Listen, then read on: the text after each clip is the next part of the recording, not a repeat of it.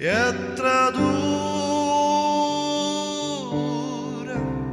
നിന്നെ വിട്ടോടി ഞാൻ, അത്ര നേരം കാത്തു നിന്നെ. എത്ര ദൂരം നിന്നെ വിട്ടോടി ഞാൻ, അത്ര നേരം കാത്തു നിന്നെ നീ. ഓ തള്ളി പറഞ്ഞപ്പോഴും തള്ളിക്കളഞ്ഞതില്ലെന്നെ നീ. ചൂടുള്ളൊരപ്പവും കുളിരിനായി ചൂടും പകർന്നു തന്നിൽ നീ. നഷ്ടപ്പെട്ടു പോയ അപ്പന്റെ സ്നേഹത്തിലേക്ക് ഇന്ന് രാത്രിയിൽ മടങ്ങി വരാൻ എത്ര പേര് തയ്യാറാണ്? ഹല്ലേലൂയ. നീ അടുത്ത് ചെല്ലുമ്പോൾ നിന്നെ മാറ്റി നിർത്തുന്ന ഒരു അപ്പനല്ല എൻ്റെ അപ്പൻ. അവൻ പറഞ്ഞു കൂലിക്കാരിൽ ഒരുത്തനെ പോലെ എന്നെ ആക്കണമെന്ന്. പക്ഷേ അപ്പൻ അവനെ കെട്ടിപ്പിടിച്ചിട്ട് അവന്റെ മേൽ അങ്കി പുതച്ചു, അവനെ മോതിരം അണിയിച്ചു, അവന്റെ കാലിൽ ചെരുപ്പിടിയിപ്പിച്ചു. അവൻ ആദ്യം ഉണ്ടായിരുന്നതിനേക്കാൾ വലിയ പദവികൾ ആ വീട്ടിൽ എൻ്റെ അപ്പൻ കൊടുത്തു അവന്.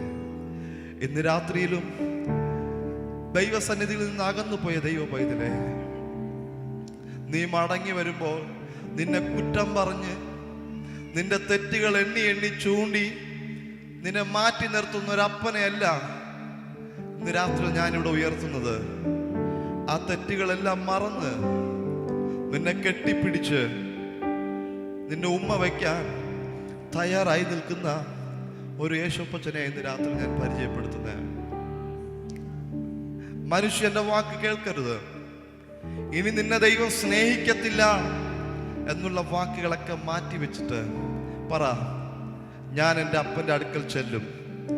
ഇന്ന് രാത്രിയിൽ എൻ്റെ യേശുപ്പച്ചനുമായിട്ട് നഷ്ടപ്പെട്ടു പോയ ആ ഒരു വലിയ ബന്ധത്തിലേക്ക് ഞാൻ മടങ്ങിയെത്തും. എന്നെ വെയിറ്റ് ചെയ്ത് നിൽക്കുന്ന ഒരു അപ്പൻ എനിക്കുണ്ട്. ഓ തള്ളി പറഞ്ഞപ്പോഴും ഓ തള്ളിക്കളഞ്ഞതിൽ എന്നെ നീ.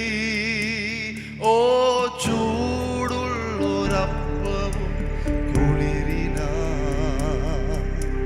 ചൂടും പകർന്നു തന്നിൽ നീ. എത്ര ദൂരം നിന്നെ വിട്ടോടി ഞാൻ, അത്ര നേരം കാത്തു നിന്നെ നീ. എത്ര ദൂരം, എത്ര ദൂരം നിന്നെ വിട്ടോടി ഞാൻ, അത്ര നേരം കാത്തു നിന്നെ നീ.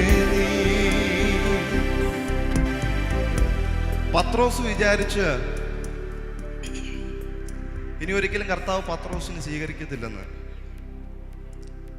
കാര്യം സാഹചര്യത്തിന്റെ സമ്മർദ്ദം മൂലം പത്രോസിന് കർത്താവിനെ തള്ളി പറയേണ്ടി വന്നു.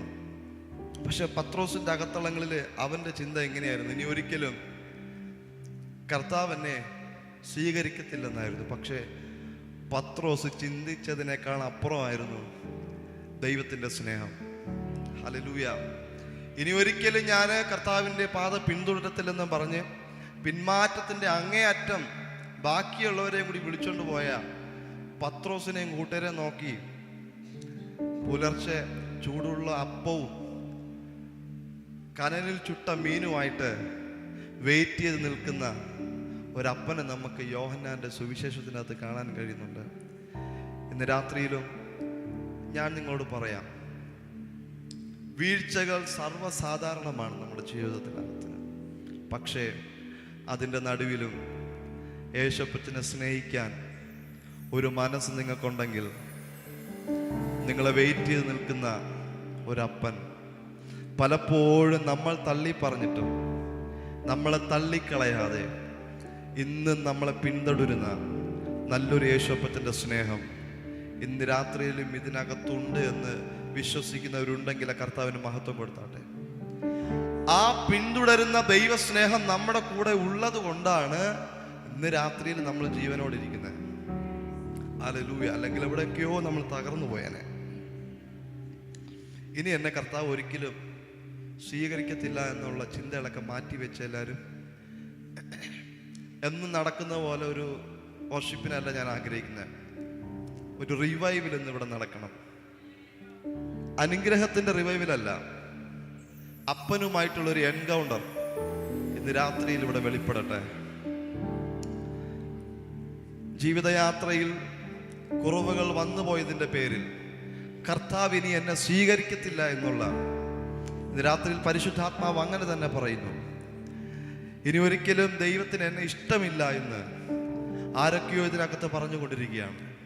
എന്നാൽ കർത്താവ് പറയുന്നത്, എനിക്ക് നിന്നെ വേണം, എനിക്ക് നിന്നെ വേണം, എനിക്ക് നിന്നിലൂടെ ചിലത് ചെയ്തെടുക്കാനുണ്ട്. ഇന്ന് രാത്രിയിൽ എല്ലാ മാനുഷിക ചിന്തകളും മാറ്റി വെച്ചിട്ട് അപ്പച്ചന്റെ സ്നേഹത്തിലേക്ക് യേശുവേ എന്ന് വിളി. യേശുവേ, നിന്റെ സ്നേഹം ആഴമായിട്ട് എനിക്ക് വേണം.